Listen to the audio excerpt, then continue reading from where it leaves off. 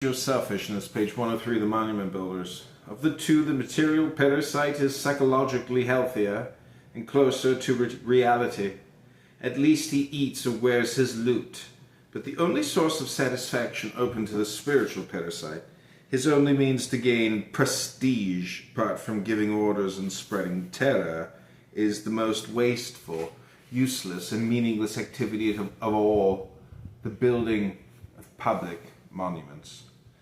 Greatness is achieved by the productive effort of a man's mind in the pursuit of clearly defined rational goals, but a delusion of grandeur can be served only by the switching, undefinable chimera of a public monument, which is presented as a munificent gift to the victims whose forced labor or extorted money had paid for it, which is dedicated to the service of all and none, owned by all and none, gaped at by all and enjoyed by none.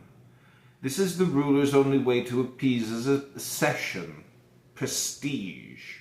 Prestige in whose eyes? In anyone's. In the eyes of his tortured victims, of the beggars in the streets of his kingdom, of the bootlickers at his court, of the foreign tribes and the rulers beyond the borders.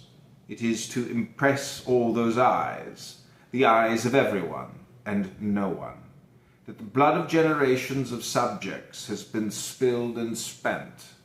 One may see in certain biblical movies a graphic image of the meaning of public monument building, the building of the pyramids, hordes of starved, ragged, emaciated men straining the last effort of their inadequate muscles at the inhuman task of pulling the ropes that drag large chunks of stone, straining like tortured beasts of burden under the whips of overseers, collapsing on the job and dying in the desert sands, that a dead pharaoh might lie in an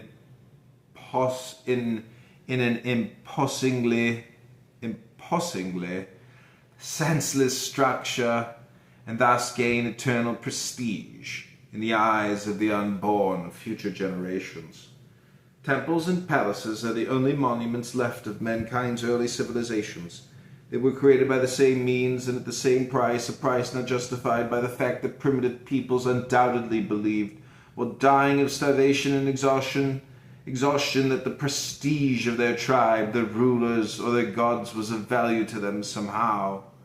Rome fell bankrupted by statist controls and taxation, while its emperors were building colosseums. Louis XIV of France taxed his people into a state of indigence,